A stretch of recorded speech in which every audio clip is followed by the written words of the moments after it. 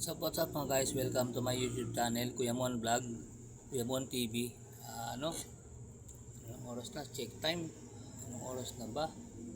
10:58 na. Ano ko na to? Kasi kasuhin ko na itong bitsuelas kasi ang misis ko na doon pa sa naglalaba. Sabi ko, anong oras pa makakaluto to pag siya maghihimay nito. Kaya yung guys, ang ginawa ko, hinihimay ko na itong 1 kilong bitsuelas.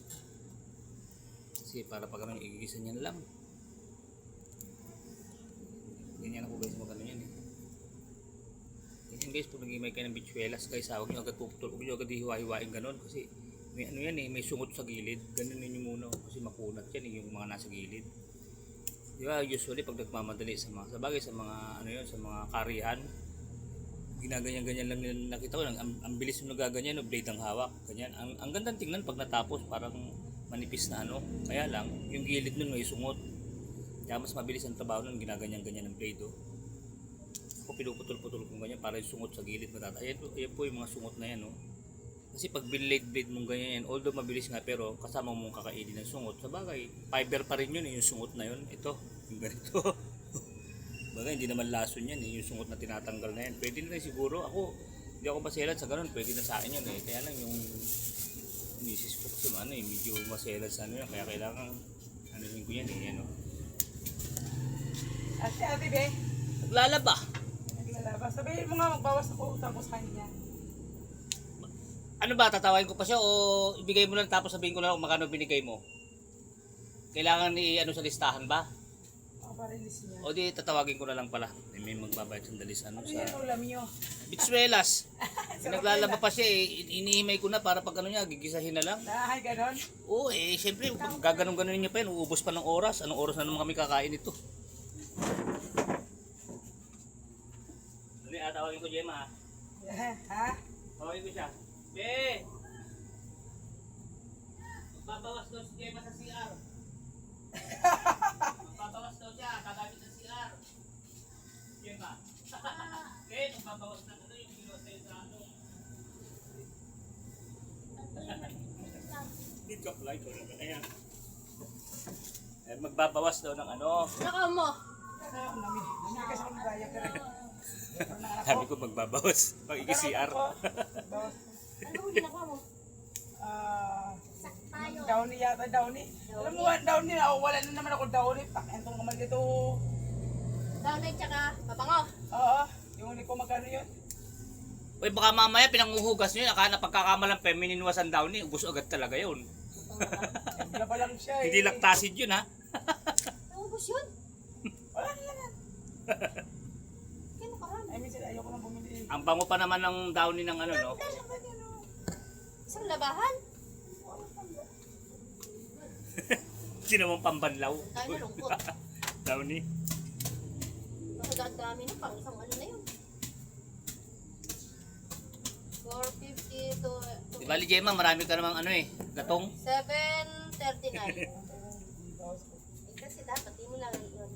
Alahatiin mo lang muna. Alam mo naman ako kasi nandrop sa bata. Bago ka na po, wala na po. Wala nang karapat na magreklamo. Alam mo naman si Gemma, ano lang yan. Sige-sige lang yan. 39. Utang ko? Oo. Kunti na lang. Parang 739. Namili kasi ako ng diaper eh. Ah. Oh, kagabi pinamili ko Wilkins naman. Ay, nakakakalahating kilo pa lang pala ako. Para Sus, ang kanina ko dami pa lang ginagawa yung mga to bote. ah. Kasi tingnan nyo oh.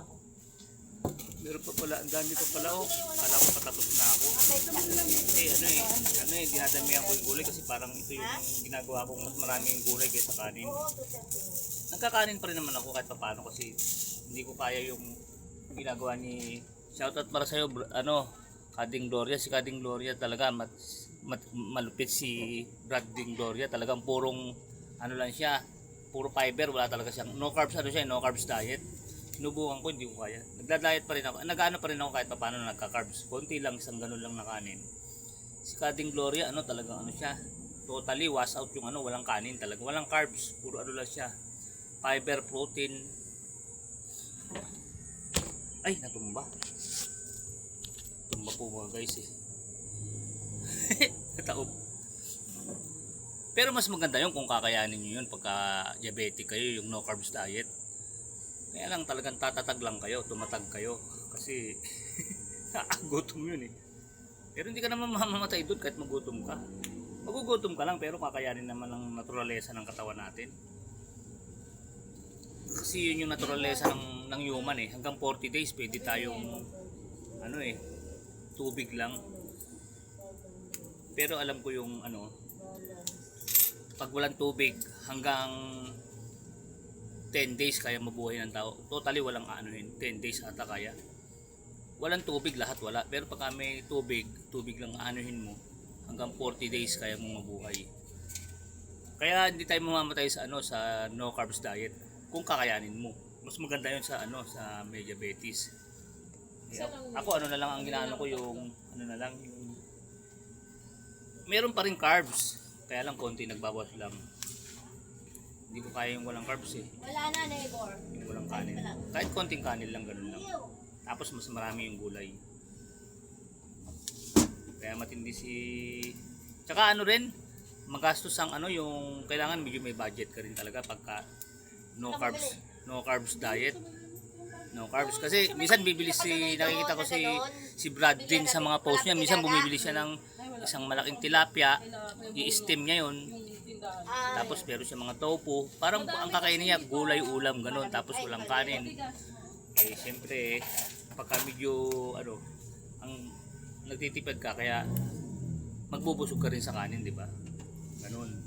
Kaya sa totoo lang, yung iba kaya hindi makapag-diet, hindi naman totoong ayaw magpapayat nun eh. Kaya hindi sila makapagpapayat kasi magastos din magpapayat eh. Yung bibili ka ng isang buong tilapia, ganun, gagawin mong kanin, i-steam mo, pero masarap yun. Yung mga ganun. Tapos yung minsan sinubukan kong bumili ng vegan food sa SM, yung parang meatloaf siya, maliit lang na ganyan, no? Parang meatloaf pero gulay siya. Ang mahal pa sa spam. Parang basta mahal siya, mas mahal pa sa spam. Sabi nga nung anak ko, kasi pinag-aano ko yung anak ko dahil mataba rin eh. Sabi ng anak ko, bibili na lang daw siya ng tunay na spam kaysa yung yung vegan na parang spam. Kaya lang ang ano naman kasi noon, yung benefits noon, papayat ka ron. Tapos parang na-achieve mo pa rin yung ganong nakakakain ka ng luncheon meat, pero ano yun, mukhang luncheon meat lang yun pero ano yun, gulay yun. Doon sa SM meron rin yung mga vegan foods. Ayaw ng anak ko. Sabi niya mahal-mahal daw, hindi naman lasang spam. Eh talagang ganun eh. Kailangan mong siguro pagka, kasi bata pa yun eh, pagka siguro umidad na yun, medyo magko-concentrate na rin sa pagda-diet yun. Ganun talaga, pagka kaya pa ng katawan mo, hindi mo iniisip yung dudulot na sakit ng mga ano, ng mga fatty foods eh. Ganun din naman kasi ko nung bata pa ako eh. Hilig ko sa mga ganun eh, mga hotdog, mga bacon, spam. Kung magpalaman nga ako ng sandwich nun, natatandaan ko eh. Halimaw eh. May bacon, may ham, tapos may itlog pa eh. Pag nagugutom ako, eh may tindahan kami. Tapos, yung coke ko nun, ano, 12, di ba uso pa nun yung coke na 12 ounce? 12 ounce, tapos may nalabas pa yung 500. Isang 500 na coke na ganun. Ting hapon ganun yung merienda ko, tapos magpapalamon ako, maggagawa ako ng sandwich na patong-patong na yung puro patty foods yung ano, yung palaman. Huwag muna yung pabuksan yung rep ha. O sige, oh. Ay bakit may Wala na. O sige, oh. Kaya patigas yung ice cream. Oh, hindi na ako magbubukas ng freezer ha. O sige. Wala nang yellow, wala nang ice candy.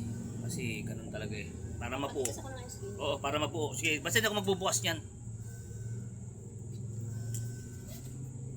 Po mga guys, naikwento ko lang nung kaya naiintindihan ko rin yun yung mga kabataan na gano'n na mahirap sila mag-diet kasi pinagdaanan ko lang eh. Halimaw din ako dating kumain ng mga patty foods eh. Hotdog nga, ginagawa kong libangan yan eh. Habang nanonood ng TV, imbis na chichirya, hotdog ang libangan ko. Hawak-hawak ko yung pinapapagpapa ko. Siguro pag nanood ako ng pinapanood ko pa nun yung paborito ko nun yung mga 3 Stooges. Habang nanonood ako nun, isang Coke 500, tapos mga 4 na jambong hotdog, pinapapagpapakulong na gano'n yan. No? Ano, hindi ka maha-high blood. Kaya naintindihan ko yun, yung nahihirapan silang mag-ano, yung mag-aano sila. Although siguro pag nagkaedad sila, makakaya na rin nila na gawin yung mga ganun diet. Kasi siyempre naiisip mo na rin yung kalusugan mo eh. Lalo na pag na-stroke ka na. Kagaya ko na-stroke na kasi ko eh. Kaya sa ayot sa gusto mo, yung mindset mo, ayaw mo man gawin, magagawa mo talaga na umiwas sa mga bawal. Basta parang yun ang magiging setup nung isip at katawan mo eh. Ganun. Kaya ngayon, hindi ako makakain ng ng walang gulay kasi nga yun ang pampabusog ko eh. Hindi ako pwede magpabusog sa carbs eh. Pag ang ginagawa ko, pag gutom pa ako, kain ng gulay, pagbitin pa sa kain, tapos inom ng tubig, gano'n na lang. Para ma-achieve mo ba yung kabusugan? Kasi dati para ma-achieve ko yung kabusugan, daming kanin tapos daming ulam. Gano'n ang kabusugan na achievement ng katawan natin eh, pagbata pa tayo eh. Tapos pagkatapos mong kumain, kakain ka pa ng yung mga pang dessert na ice cream, cake, o di na naman yun. Bukod sa sugar na carbs pa, ang carbs nag-turn into sugar din yun, di ba? Kaya sabi ko talagang sakit ang aabutin talaga ng nakakasanayang pagkain ng tao.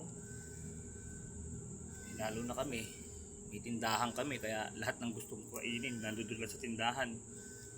Yung yung crab cheese, yung isang buong ganon, yung Eden cheese, ngayon Eden isang buo. Ginagawa ko rin libangan yun eh. Pinapapak ko yun eh. Siyempre may tindahan eh. Tapos yung pag-inom ng Coke, parang umiinom lang ako ng tubig nun, may kuha ko ng kuha sa rep namin.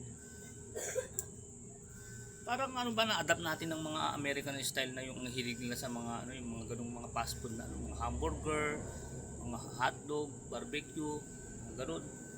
Para tayong nainganyo sa ganung pagkain nila. Eh kami pa sa Olongo po eh. Lumaki ko kasi sa Olongo po eh. Yung malapit kami sa SBMA, kung tawagin noon yung loob ng base, hindi naman SBMA. Eh nakakapasok doon ng chewing ko kasi chewing ko nagtatrabaho doon eh.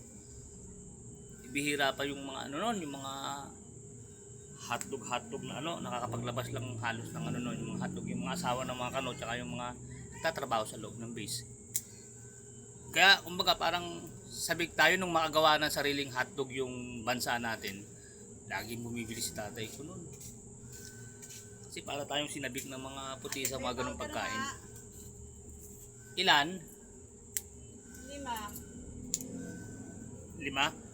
Sindali ah. Ay. Ala. Wala na. Wala na. Ay na lang, 2. Naglalaba rin kasi si ate mo eh. Ubus na siguro. 2 na lang.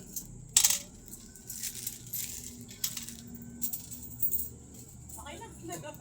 Naglalaba siya ngayon dun. Ano sa'yo? Wala malit na po. Meron din. Royal Sprite pala walang Coke. Sa'yo? Siya mo na ngayon. Ay, walang post puro.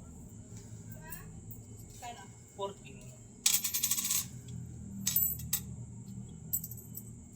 10 na kayo.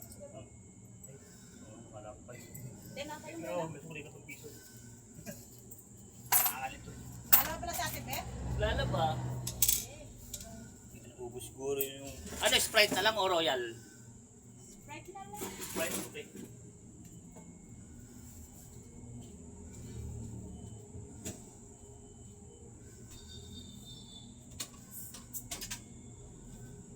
Walang mabiling Coke, panay soda. Ay, walang po. Panay soda. Meron Coke kami yung family size. Pero maliliit, puro ganyan. Mga soda. Ang dami pa. Talagang dinamihan ko to, 1 kilo binili ko eh. Tapos bumili ko na isang buong tofu. Yun, pwede rin pampabusog yun. Yung protein naman yun eh. Hindi naman siya protein fiber. Yung tofu. Hindi siya carbs, kaya pwede pampabusog. Ng mga may diabetic. Tsaka yung mga nagda-diet. Ganun. Pero pagka hindi ka nagda-diet, parang hindi masarap sa'yo yan. Parang walang glory pag kinakain mo. Di ba? Parang walang ligaya eh. Iba talaga yung sarap ng mga yung mga totoong pagkain na kaya lang kung saan masarap ang pagkain nandoon ang kolesterol.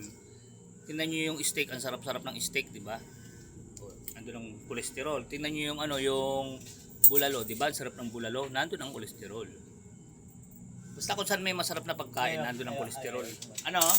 Ay wala. Wala pang buo. O sige mga guys, hanggang dito lang po. Ang haba na ng video natin. Kaya po nang dati, keep safe, keep healthy. Always trust God. Maraming salamat po sa Diyos. This is Kuya Mon signing off for now. Uy. Bye-bye po. Check time muna tayo. Anong oras na ba? Tama, 11:30. Sakto na po. Bye-bye.